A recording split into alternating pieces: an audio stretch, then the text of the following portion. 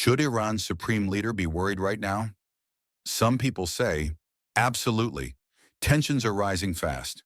The U.S. says Iran was considering building a new nuclear site. American officials claim they discovered the plan early and issued a blunt warning. Don't move forward. Then came a dramatic escalation. In June, a strike reportedly damaged 3 Iranian nuclear facilities. Since then, Washington has warned Iran not to rebuild. At the same time, U.S. military cargo planes have been moving equipment into the Middle East, and naval forces are positioning for rapid response if orders come. The message is clear. This is meant to get Tehran's attention. But here's where things get even more intense. Chinese warships have left their base in Hainan and are heading toward the Middle East. Officially, Beijing calls it a routine exercise, but defense watchers say these ships include some of China's most advanced destroyers, vessels built for high-end naval combat. Now, U.S. and Chinese naval forces are moving into the same region. Waters near the Strait of Hormuz, one of the most strategically sensitive choke points in the world. That's not something military planners ignore. Analysts say the timing matters. Large multinational drills involving China, Iran, and Russia are expected soon. While exercises happen regularly, this round is reportedly bigger and more rushed than usual, following recent U.S. naval operations. So what does all of this signal? At minimum, it's a show of force from multiple sides. Each movement sends a message about deterrence, influence, and readiness. And when advanced warships from nuclear-armed powers operate in tight waters, the margin for error gets smaller. Right now, the Arabian Sea is becoming one of the most closely watched flashpoints on the planet. Whether this remains strategic posturing or turns into something more serious depends on decisions being made in real time. And the world is watching closely. China almost never sends its most advanced destroyers this far from home. So when it does, people pay attention. Why does that matter? Because the Type 055 isn't just another ship. It's one of China's largest and most heavily armed surface combatants. It carries 112 vertical launch cells, meaning it can fire a mix of long-range air defense missiles, anti-ship weapons, land attack systems, and anti-submarine rockets. In simple terms, it's built for high-intensity naval warfare. Defense watchers say that capability changes the risk calculations in any region where the ship operates. Advanced weapons, long ranges, and crowded waters create a tense environment. Beijing has deployed a Type 055 destroyer about 6,000 miles from the Western Pacific. That alone signals a shift in priorities, especially when multiple militaries are nearby. So why deploy it now? Energy is a major factor. A huge portion of China's oil imports moves through the Strait of Hormuz, one of the most strategically sensitive shipping lanes on Earth.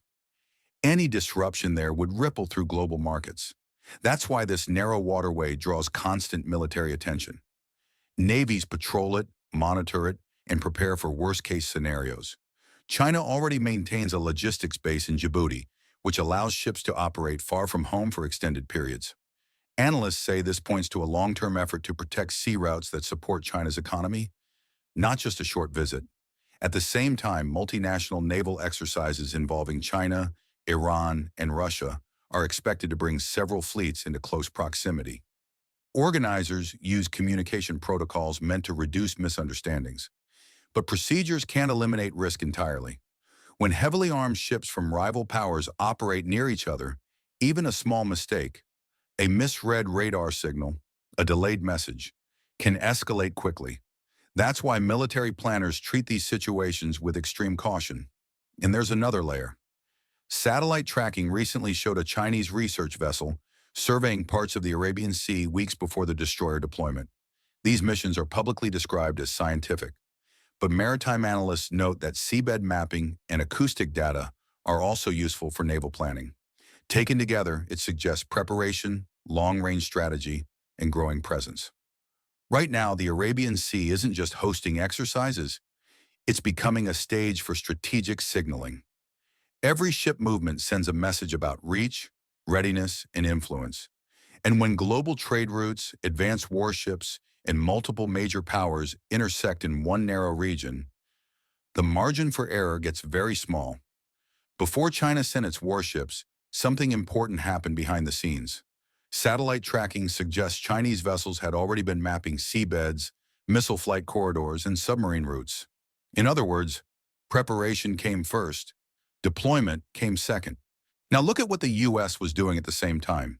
The USS Abraham Lincoln Carrier Strike Group left the South China Sea and began moving toward the Middle East. Analysts estimate the transit took about a week. That shift created a ripple effect. For the first time in years, the Western Pacific suddenly had no U.S. aircraft carrier presence. Defense watchers immediately noticed. When a carrier moves, it changes the balance, even if only temporarily. Some analysts argue that creates perceived openings. Others caution that the U.S. still maintains layered regional defenses beyond carrier groups. But either way, major powers watched these movements closely. Then came the next escalation. Iranian media reported that upcoming naval exercises would include live-fire components, meaning real weapons, not simulations. China, Iran, and Russia described the drills as defensive cooperation meant to counterbalance foreign military activity. Military planners read that as strategic signaling. Multiple navies operating in the same region, with live weapons, increases tension, even if everyone insists the exercises are routine. Russia confirmed ships from its Pacific Fleet would participate. China deployed advanced destroyers. Iran is hosting the drills. Together, it forms a rare concentration of naval power in one tight area. And the hardware matters. China's modern destroyers carry large missile inventories and advanced sensors, designed for high-intensity naval warfare. When several of these ships operate together, their combined firepower is significant, something carrier strike groups must plan around carefully. But carrier groups are built for layered defense. The Abraham Lincoln brings advanced fighter aircraft, electronic warfare systems, helicopters, and escort destroyers equipped with missile defense technology. These strike groups are designed to detect threats early and respond in depth, not fight alone. Still, when multiple capable fleets converge, the environment becomes complex fast. Now consider the timeline. The U.S. carrier group departed the South China Sea in mid-January and entered the Arabian Sea days later. Around the same time, Chinese destroyers left Hainan. Within weeks, multiple naval forces were heading toward the same strategic region. This isn't random movement. It's calculated positioning, each side signaling presence, readiness, and intent without crossing into open conflict. Right now, the Gulf region is becoming a chessboard of naval power. Every maneuver sends a message. Every exercise tests coordination. And every close encounter carries risk. Because when advanced fleets operate side by side, the margin for misunderstanding gets razor thin. Both naval task forces arrived in the region just days apart. Open-source trackers quickly noticed something interesting. Chinese research vessels had been operating in nearby waters before the deployment. Analysts believe those ships were gathering environmental and acoustic data, the kind navies use to understand operating conditions. In short, China wasn't moving blind. Reports suggest Beijing closely monitored the U.S. Abraham Lincoln's transit. Exact distances aren't public, but defense watchers agree the carrier's movement was being tracked like any major naval deployment would be. Now look at the political timing. Iran confirmed it would host joint naval drills with China and Russia in the northern Indian Ocean. Officials described the exercises as maritime security cooperation, a message of partnership during a tense moment. From Tehran's perspective, hosting foreign warships sends a signal. It widens the diplomatic and military spotlight in the region. China's public messaging emphasizes restraint and dialogue. At the same time, deploying advanced destroyers demonstrates capability. Analysts often point out that military signaling works on two levels: what's said publicly and what's shown through movement. History shows how sensitive these situations can be. During the Cold War, close naval encounters between rival powers sometimes escalated unexpectedly. Today's environment is more structured, with communication channels meant to prevent accidents, but the risk never disappears when heavily armed fleets operate nearby. And the hardware matters. The Abraham Lincoln Carrier Strike Group brings layered defenses, advanced fighter aircraft, missile defense destroyers, and electronic warfare capabilities designed to counter complex threats. Carrier groups are built specifically to handle multi-directional pressure. Meanwhile, Chinese and Russian surface ships field modern sensors, missiles, and electronic warfare systems of their own. Add Iran's coastal defenses to the picture, and you get a dense, multi-layered operating environment. Military planners call this a congestion problem, many capable systems sharing the same space. That doesn't mean conflict is inevitable. It does mean every side is calculating range, positioning, and response options with extreme caution. Right now, Gulf states are watching closely as major powers maneuver in waters critical to global trade. The presence of multiple advanced fleets turns routine navigation into high-stakes signaling.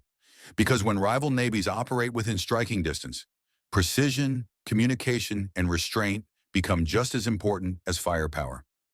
Regional governments are watching this standoff very closely, and some are urging caution.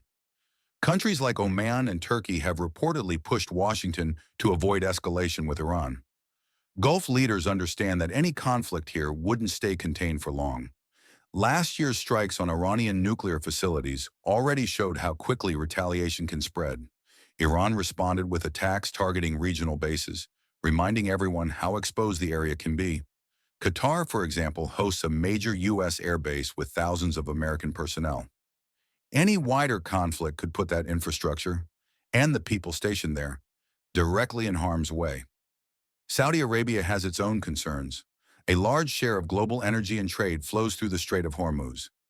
Even temporary disruption would send shockwaves through oil markets and supply chains. For Gulf economies, stability in that corridor isn't optional. It's survival. The United Arab Emirates faces similar risks. Regional missile capabilities mean key infrastructure could become vulnerable if tensions spiral. That's why Gulf capitals consistently warn against actions that could ignite a broader confrontation. Now zoom out to the bigger strategic picture. Analysts say China's naval deployment serves several purposes at once. Protecting energy routes is the obvious one. Demonstrating presence during a tense moment is another. But there's also a signaling element.